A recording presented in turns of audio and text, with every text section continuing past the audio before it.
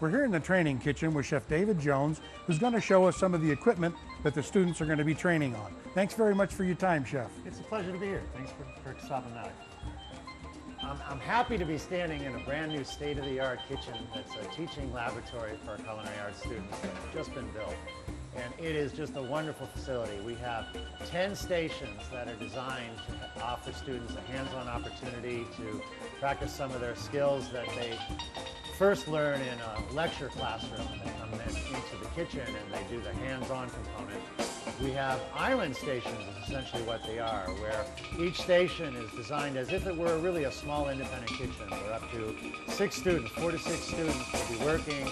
We've got a salamander, we have a prep table, all the equipment you would need, a food processor, a mixer, under-counter refrigerator, a deep fry station, a hand sink, of course, because we really want to make sure we're very safe and sanitary, and a double prep sink. So up to, at any one point, 60 students could be working in this laboratory doing hands-on skills and competencies from the culinary arts classes that they come from in the lecture component. In addition to that, we have a brand new a la carte restaurant that is just one of the most wonderful facilities I've ever seen in any restaurant in the world. I've been in many, worked in many over the years. We're going to be opening up a brand new restaurant where the students are going to get an opportunity to actually serve food in a fine dining environment to the public. They're going to have a full menu service where we're doing gourmet foods, contemporary, bistro American cooking. International cooking is my specialty, and we do a tour of the world every week. We're in a different country where we start out maybe in China and Southeast Asia, then we move on into European countries, things like that.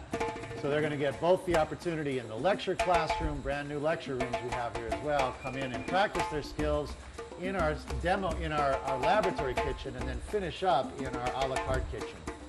That sounds very interesting. Can all of the students, say if you had 4 people at this station, can they all work at the same time?